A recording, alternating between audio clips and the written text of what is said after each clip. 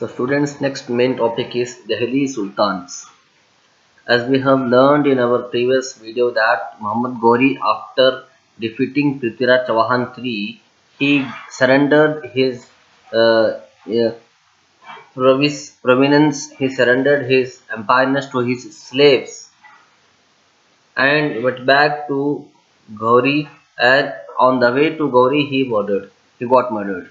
So now his slaves started strengthening the areas on which they have conquered. The areas on which Turk were succeeded to conquer, Muhammad Ghori's slaves started strengthening that, started stronging their empireness on that land. Okay, Qutbuddin Aibak was one of the slave who was very close to Muhammad Ghori, right? Who was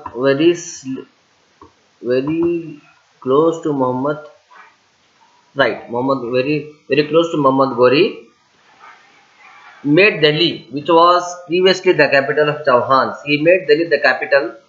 Okay, Qutbuddin Aibak, who was a slave, a very close and special slave of Muhammad Ghori, he made the Delhi as the capital of Turk and his center of administration.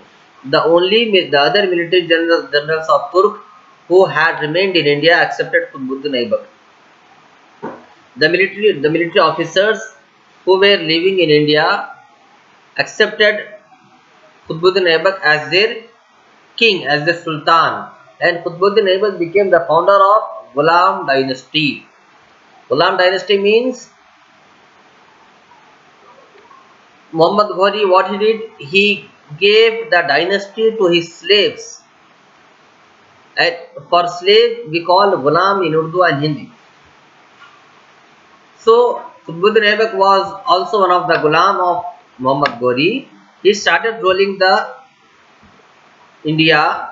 So, his rule is called as Ghulam dynasty because the rule of Turk which started by Aibak was continued by Khilji, by Tughlaq, by Sayyid and by Lodi.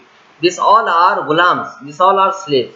So now let us start reading one by one these dynasties. तो बच्चों, मोहम्मद गौरी जो है India में पृथ्वीराज चौहान को हराने के बाद अपने गुलामों को हुकूमत की जिम्मेदारी देकर वापस गौरी जा रहा था, लेकिन रास्ते में कत्ल कर दिया गया। उसके कत्ल कर दिए जाने के बाद यहाँ पर जो गुलामों के हाथ में हुकूमत थी, उसमें से एक गुलाम जिसका नाम कुतुबुद्दीन ऐबक है, मोहम्मद गौरी का बहुत करीबी था, बहुत खास गुलाम था, बहुत करीबी गुलाम था।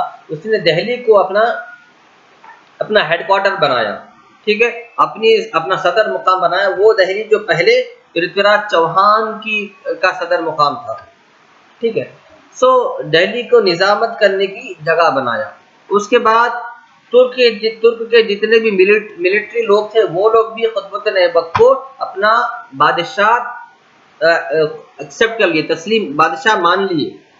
और कुतुबुद्दीन ऐबक इस तरह गुलाम डायनेस्टी, इस तरह गुलामों की जो हुक्मरानी शुरू हुई, उसमें से कुतुबुद्दीन ऐबक सबसे पहला बादशाह था। उसके बाद बादशाह बना खिलजी, उसके बाद बादशाह बना तुगलक, उसके बाद बादशाह बना सय्यद, उसके बाद बादशाह बना लोदी। ये सारे जो है गुलाम थे, किसके? मोहम्मद गौरी के, जिन्होंने एक के बाद एक हुकूमत की। अब गुलाम डायनेस्टी शुरू, उसके बाद गुलाम डायनेस्टी शुरू हुई। All the people who succeeded Mohammad Ghori in all the places conquered by him in India were his slaves। और सारे लोग, ये सारे कुतुबुद्दीन ऐबक, खिलजी, ये सारे जो है गौरी के कौन थे? गुलाम थे। Qutubuddin Aibak was established Turk rule in India. Delhi was also slave। Qutubuddin Aibak भी जो है मोहम्मद गौरी का गुलाम ही था। His successors were also slave, और उसके मानने वाले भी, उस पर फॉलो करने वाले भी मोहम्मद गौरी के ही गुलाम थे। Hence the rule is termed as Ghulam dynasty, क्योंकि इसी वजह से उनके हुक्मरानी को हम गुलाम डायनेस्टी कहते हैं, गुलामों की हुकूमत कहते हैं। अपार्ट फ्रॉम ऐबक के साथ अल्तमश, रजिया सुल्ताना, बुलबान, ये सब भी जो है गुलाम डायनेस्टी के रानियां गुजरे हैं। तो सबसे पहले आइए पढ़ेंगे हम कुतुबुद्दीन ऐबक के बारे में। He laid the strong foundation for the rule of Delhi Sultans. Delhi पर हुकूमत करने के लिए उसने बहुत मजबूत बुनियाद रखी, ऐसी बुनियाद के उन्हें कोई हटा ना सके। Qutubuddin belonged to a family of Afghanistan Turk and was sold to Qazi of Nishapur as slave by his guardians. Qutubuddin जो है अफगानिस्तान के खानदान का एक आदमी था जो गुलाम बनाकर खाजी को, निशापुर के खाजी को बेच दिया गया था। कुतुबुद्दीन ऐबक के जो पेरेंट्स है, जो गार्डियंस है, जो जिम्मेदार है, जो परवरिश कर रहे थे कुतुबुद्दीन ऐबक की, उन्होंने निशापुर के जो खाजी है उनके पास कुतुबुद्दीन ऐबक को बेच दिया। Aibak received education in Arabic and Persian languages.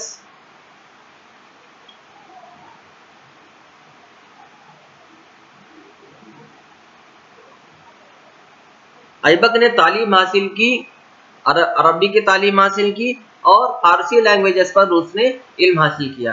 And was also trained in architecture, horse riding and soldiering, और उसे घोड़सवारी की भी तालीम दी गई, घोड़सवारी की उसे तरबियत दी गई, और एक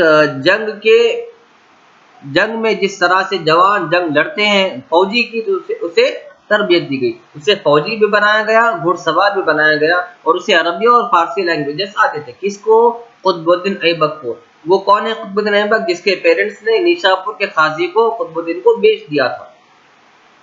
Mohammad Ghori who was the governor of Ghazni purchased him as a slave। ठीक है, यहाँ पे निशापुर के जो खाजी है उसके पास से मोहम्मद गौरी ने कुतुबुद्दीन ऐबक को खरीद लिया गुलाम के तौर पर। ठीक है, किसने खरीदा? मोहम्मद गौरी ने, सॉरी मोहम्मद गजनी ने। मोहम्मद गौरी जो कि गजनी का गवर्नर था। गजनी अफगानिस्तान में एक शहर का नाम है। ठीक है, वहाँ का रहने वाला मोहम्मद गौरी जो कि इंडिया पर हमला करके पृथ्वीराज चौहान को हराकर उसने गुलामों की हुकूमत शुरू की थी। ये वही मोहम्मद गौरी है जिसने कुतुबुद्दीन को निशापुर के खाजी से गुलाम के तौर पर खरीदा था। ठीक है, Aibak attract the attention of Mohammad Ghori by his bravery. और कुतुबुद्दीन ऐबक जो है मोहम्मद गौरी का इतना अच्छा गुलाम था, इतना वफादार गुलाम था कि उसने मोहम्मद गौरी के दिल को जीत लिया था। ठीक है, मोहम्मद गौरी का बहुत खास गुलाम था। He became the overseer of attacks on India after the second battle of Darien।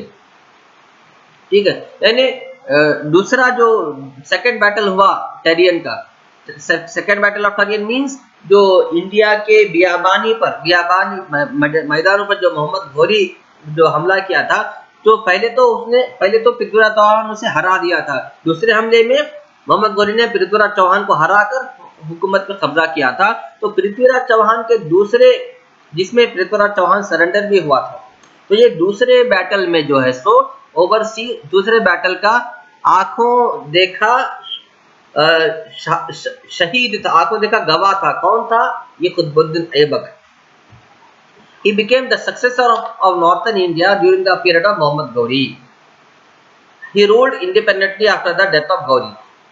Gauri के मर्डर के बाद, गौरी चूंकि इंडिया पे हमला करके, इंडिया पर कब्जा करके, इंडिया की हुकूमत को गुलामों के हाथ में देके जब वापस जा रहा था तो उसे मर्डर कर दिया गया था। तो उसके मर्डर के बाद कुतुबुद्दीन ऐबक जो है आजाद हुक्मरान बनके इन दिल्ली पर हुकूमत करना शुरू किया। Aibak build the Quwwatul Islam mosque in Delhi. ये कुतुबुद्दीन ऐबक ये वही था जिसने दिल्ली में कुव्वतुल इस्लाम नाम की मस्जिद तामीर की।